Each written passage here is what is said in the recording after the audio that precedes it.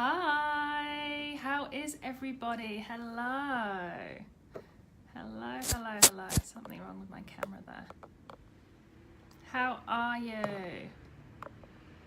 So, last week I talked a little bit about blood sugar, insulin resistance, and how it related to your hormones, talking about estrogen, progesterone, cortisol, and testosterone. And today I wanted to just go a little bit further and focus on it a little bit more and just give you some support in foods which are fantastic to help support your blood sugar balance. Now, there's a couple of little things that can be going on with blood sugar, and so one is that we might just have lots of sweets, lots of carbs, lots of sugars, and what that does is it puts our glucose up in our body, so we get kind of like that high blood sugar.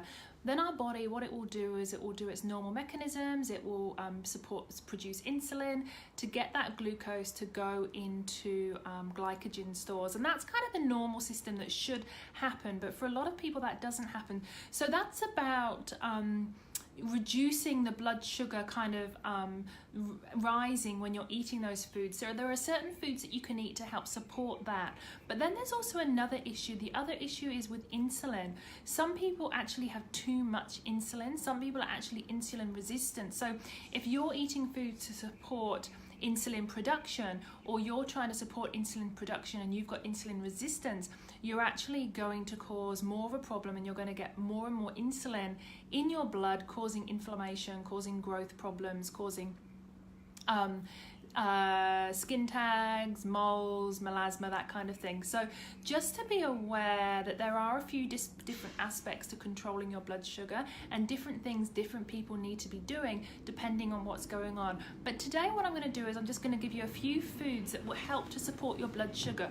One, they help to support insulin resistance, but two, some of these foods actually are good to take with a meal because they actually support sort of the glucose, to stop the glucose rising too high. They kind of support the body in the acute so that the glucose in your blood doesn't get too high, and you don't kind of get that hyper glucose, hyper sugar kind of sensation and those symptoms. So the first being foods that are high in polyphenols. Polyphenols are fantastic at supporting your blood sugar. They're fantastic at supporting the glucose. They're fantastic at helping to buffer elevated blood glucose. And there's a couple of different foods. Well, lots of foods are high in polyphenols, but there's a couple of ones that are really specific for helping support blood sugar. And they've actually done a lot of studies, a lot of clinical trials on rats and on humans as well with type 2 diabetes. So these foods also support people with type 2 diabetes. And what some studies have also shown is some foods support people with type 2 diabetes, and they help support the blood sugar levels, but not so much people without diabetes. So you just need to try and see what works for you. But the first food being vanilla. Vanilla is fantastic. It is really, really fantastic at supporting your blood sugar levels. Vanilla is high in polyphenols, so it's really good for feeding good gut bacteria.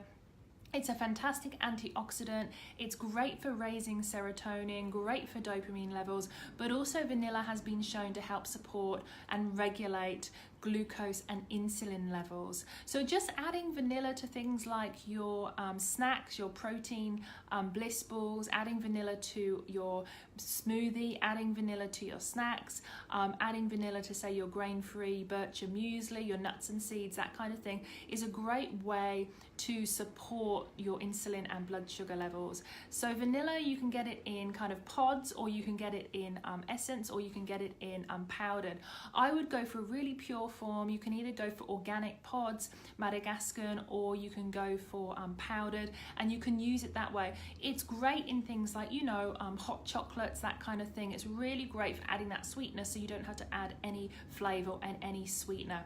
And the second being cinnamon as well. Cinnamon again is really high in polyphenols, and they have done a few trials on cinnamon, and also people with type 2 diabetes. And it's really interesting. They show after a period of about 6 weeks, it helps to lower, buffer blood glucose levels and actually support insulin and blood glucose. So cinnamon is another one. Cinnamon is another flavor enhancer, and like vanilla, you can actually use cinnamon to add sweetness, so you don't actually have to add any honey or any sugar or any maple syrup or anything like that to your foods. Adding cinnamon to a hot chocolate, adding cinnamon to your protein bliss balls, adding cinnamon to smoothies. I've got a great recipe for a smoothie which is fantastic at kind of helping blood sugar levels. It's actually using something like almond milk or cashew nut milk, and then I just use half a frozen banana, and I use a heaped teaspoon of cinnamon powder, really good organic cinnamon powder. Always use organic because you want to get the best out of these spices particularly, and you want to make sure that they haven't got any chemicals on them. But I use a heaped teaspoon of that, and then I use vanilla protein powder, and then I use a little bit of coconut oil and some chia seeds and a little bit of ice, and blend that, and I get this really nice thick kind of vanilla cinnamon flavored protein shake. It's wonderful and fantastic for blood sugar levels. So cinnamon, lots and lots of clinical trials have been done on cinnamon, both on humans with type 2 diabetes, on rats as well, and the trials on the humans have shown that they have supported cinnamon has supported in helping blood glucose levels lower, so it doesn't stay as high as long. So I would definitely look at different ways to get cinnamon in. You can also put it in savory dishes. You know, you can put cinnamon over your sweet potato, over your pumpkin. You can do like a nice quinoa dish with some roasted almonds on top, and then do like a really fragrant kind of cinnamon dish. But definitely cinnamon and vanilla as flavor enhancers to support lowering blood glucose is fantastic. Beautiful to use, and you can use those instead of sweeteners as well. Apple cider vinegar is my third one. Apple cider vinegar is fantastic, and a lot of studies have been done on apple cider vinegar. The reason apple cider vinegar is so good is because it contains acetic acid, and acetic acid helps to buffer that meal. So if you're prone to having sugar spikes, if you're one of these people that are sensitive like me, I'm extremely sensitive to blood sugar fluctuations. If you're having a meal and it's got a little bit of starchy carb, and it's got some sweet potato, it's got some quinoa, it's got something like that in, and you know you're prone to blood sugar fluctuations, if you have the 2 teaspoons or 10 mils of apple cider vinegar with water before your meal, it helps to buffer that meal, and it helps to support gastric emptying, and it helps to lower the blood glucose in your body from that meal, so it keeps it a bit lower. So what we're looking and what people study is they study the actual glucose levels 2 hours after eating. Some people spike super high, and that shows that you've got less insulin control in your body. So if it spikes really high after eating, you want it to not spike so much. You want it to kind of go up gradually, then go down gradually. But a lot of people spike these days. So using something like apple cider vinegar before eating, or if you know you're going to be having a little bit of a sugary snack, you know it's sort of treat day, or you know you're going out, then you can have the apple cider vinegar before you've had that meal. So that's a really good trick. Fourth, one that I absolutely love, and I actually use in my herbal dispensary for clients with issues with blood sugar, is holy basil, which is Tulsi. Now Tulsi is a herb. Tulsi, holy basil could be used in tea. It can be used as a herbal tincture, but it can also be eaten. You can eat it. They eat it in Ayurvedic medicine. You can see the kind of leaf is like this shape, big green leaf is this shape, and that can be eaten. Now the holy basil Tulsi has been shown to also help with insulin sensitivity and help reduce blood glucose. So my advice would be, if you can't get the fresh Tulsi, you can try growing it. That's a really good idea. Or what you can do is you can have something like holy basil Tulsi tea, a couple of cups a day, just to support. Now again, holy basil is really high in polyphenols, so it's got these really beautiful antioxidants. It helps support the immune system, helps support gut bacteria, but also polyphenols are fantastic for the brain. They help support memory and brain function. Ray Wins asks, could I have lemon as well? Yeah, lemon's got citric acid. Both acetic acid and citric acid help support your your blood glucose levels. So what you would want to have is you'd want to have the juice of a half a lemon. So really squeeze, don't just give it a little bit of squeeze, really squeeze half a lemon so you get a good lot of juice there. Pop it in and then pop it in a glass about this big of either cold or warm water, whichever, and drink that, and that will support your blood sugar levels when you're eating that meal. So it will buffer that meal and it will stop your blood sugar levels spiking too high after eating and 2 hours after eating that meal, or a little bit of a sweet snack or sugary snack. I think that's why some people crave that kind of you know, that bitter lemon, you know, when you've had too much sugar, because your body knows that it needs that to actually help bring the blood sugar levels down. So give that a go. I mean, I love doing it. I find it really supports me and helps me when I've had a meal. Next are foods with inulin in. So inulin is a fiber that again has been shown to help support lower blood glucose levels during and after eating, and there are a few foods with this in. Inulin can be a little bit dodgy if you've got SIBO. So if you've got issues with bacteria in the small intestine, you might find that having too much inulin type foods cause wind, bloating and smelly flatulence. So just be careful, but foods that are high in inulin, leeks are wonderful, onions, garlic, and also artichoke. Artichoke is fantastic, not only for your blood sugar levels, but artichoke is wonderful for your gallbladder and liver. It's got choline in and also inulin. But this inulin fiber in leeks and onion and garlic is wonderful to support insulin levels and also support your blood sugar levels, which is your blood glucose levels, and actually keeping it again so it doesn't spike. I've got a few recipes which I love. I love doing leek soup, so leek and onion soup with some garlic in, and you just make that soup.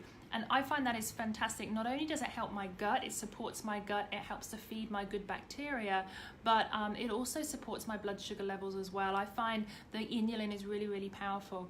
Now, some people also like inulin in supplements. You can get it in things like I know Motion Potion has some inulin in. There are some prebiotics. So basically that's what it is, prebiotic. This is where prebiotics can be a bit tricky, because if you have, say, lots of bad bacteria, you have SIBO, or you have anything in your gut that's not good, sometimes you can support the bad bacteria and you feed that too much. So what you might want to do is actually have a probiotic capsule, like an Inner Health Plus, and you actually take that when you're having the inulin. So when you're having your leeks or your leek soup, you can take the probiotic capsule, and what you're essentially doing, which is really cool, is then you're feeding the probiotics that are in that capsule, and it's helping support your good bacteria. So that's another thing that you can do.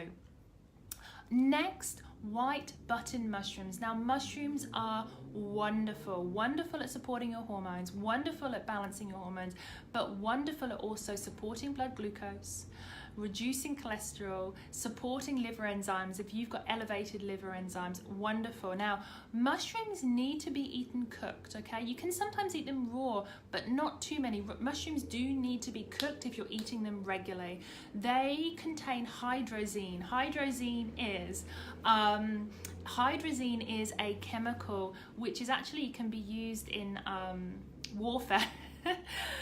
And you need to break that down by cooking. So it's okay to have the odd raw mushroom, but particularly portobello mushrooms. Portobello mushrooms do need to be cooked. Never eat them raw. It's really not a good idea. You've got to cook them well. White button mushrooms occasionally raw are okay, but generally cooked is much better for you. Mushrooms are fantastic. They contain high levels of fiber. They contain vitamin C and D and B12 and also folate, and they've got lots and lots of polyphenols. So wonderful for you, but wonderful. It's the fiber in them that helps to support those blood glucose levels. So yeah, I absolutely love them, and they're really great for people who have estrogen dominance as well. So that's something that I love using them for, to actually help support your hormone levels. Next is one that has been studied an awful lot, and it's fenugreek seeds. Fenugreek is not only fantastic for your digestion, but fenugreek is wonderful at supporting blood sugar levels. And actually a study has been done showing that having a teaspoon of fenugreek daily for 21 days helps to reduce your plasma glucose levels. So if you know that you have issues with high blood glucose, that's an issue that you have, then you can look at taking fenugreek. Fenugreek's great if you know you've got insulin resistance. So your insulin's not working, it's not bringing your blood glucose down, so you're more susceptible to weight gain, you're more susceptible to high blood sugar, you're more susceptible to metabolic syndrome, cardiovascular disease. Fenugreek is something you should add into your diet. Now you can add it in really, really simply. You can make fenugreek tea by getting the seeds and crushing it. You can add a teaspoon of fenugreek to a quinoa dish, a basmati rice dish. You can just sprinkle it on your veggies. It's great in salads, but just start getting into that habit of using it and using it on foods. Not only does it helps with bloating and it helps support your digestion and it helps with digestive enzymes, but also it helps with that bringing that blood glucose down. It shows that it helps for about 21 days. That's what the studies show, about 21 days. So it's definitely something to start using if you know you are susceptible to high blood sugar levels. So that's one I just love. And then of course next is fish. Now fish is a tricky one because there's so much at the moment with lots of fish. I mean, in terms of plastics in the ocean, we're actually overfishing the ocean, all of that kind of thing. But still trying to have a little bit of fish in your diet, maybe once a week, is a great idea. But what you need to be careful of, you need to be making sure you're going for sustainable fish. You're just doing it once a week, say, so you need to be making sure that you're buying good quality fish. Small fish like sardines are fantastic. Just not buying the over-farmed fish like the salmon that's been farmed, maybe not, and not even tuna. So going for those smaller fish, smaller snappers, smaller sardines. Herring, mackerel is fantastic, and having this once a week. The oils in the fish have been shown to have a positive impact on blood sugar levels, so it's just definitely something to look at implementing and something to have weekly. But please just be aware of the issues, and please be an advocate for the oceans when you do purchase fish. So ask your fishmonger, ask where the fish is from, ask how the fish was sourced, and just get to know what to look out for when you're at your local fishmonger. What's good, what's not good, what's supporting the oceans, what's not supporting the oceans. And there is a website you can go to, and my brain has gone blank, I'm afraid. There is a website for sustainablefish.com.au, .gov.au, or .org.au, sustainablefish.org.au. Each country has a great website and it kind of shows you which fish shouldn't be fish, which ones you shouldn't be buying, and which ones are more sustainable. So take a look at that. And just having fish once a week does help with brain health. It helps with metabolic syndrome. It helps reduce your blood glucose level. So it's definitely something for you to look at implementing into your diet on a weekly basis. Now, lastly, I just wanted to talk about honey, because honey's, lots of people use sweeteners. They use honey and maple syrup and all these but you should be careful. If you know you're susceptible to high blood glucose, or you know you're insulin resistant, you do need to be careful with having sweeteners in your body. However, if you're one of these people that have low insulin levels and your pancreas is not secreting insulin at the rate that your body is consuming glucose, honey can actually support raising your insulin levels. This is not good for people that are insulin resistant. This is not good for people that have high insulin. But for people that have problems producing insulin, honey has been shown to be good in that case. So it helps to raise insulin and lower blood glucose. But again, please don't use honey if you know you have insulin resistance, because you don't want to be raising your insulin if you've got insulin resistance. But when it comes to sugars, you do need to be careful, and particularly you do need to be careful having fructose with protein at the same time. When you have fructose and protein, they kind of go through a process, and your body does produce glucose. So fructose and protein goes through gluconeogenesis, and they're the ingredients to produce glucose. So you do need to be careful. If you know you've got blood sugar issues, you've either got high insulin or you've got high blood glucose, then you probably need to look at not combining your proteins with your fructose, and definitely not a high amount, just having a little bit. Fructose can be bad for blood sugar levels as well, so just be aware of that and just be careful. As I said last week, the best things to be doing and the regulating your blood sugar levels is to make sure that you're having balanced meals. Savory snacks is the most important thing. If you're hungry, don't have a sweet snack. If you're hungry, don't have a green apple.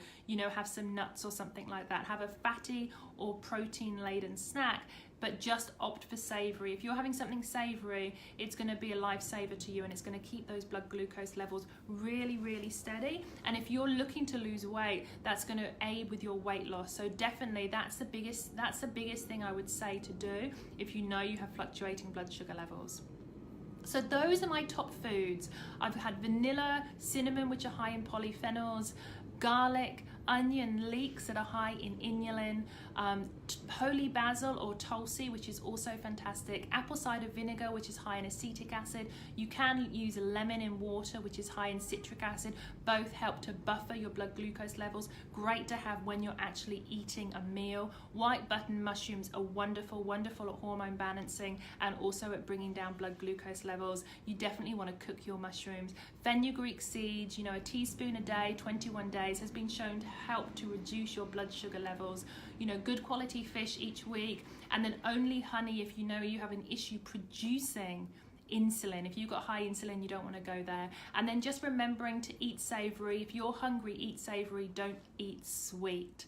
So I hope that helped today. That was just a few tips on foods that help to support your blood sugar levels. They help to reduce your glucose and also help to upregulate your insulin receptors so they're more sensitive and your system is just working a lot better and doing what it needs to do. So I hope that helped you today. If you've got any questions, please ask below. I'm more than happy to help. But I will talk to you next week, and have a fantastic day, everyone. Thanks for your question, Raywin. Take care. Bye. Thanks, Sheridan. Thanks. Have a great day. Bye-bye.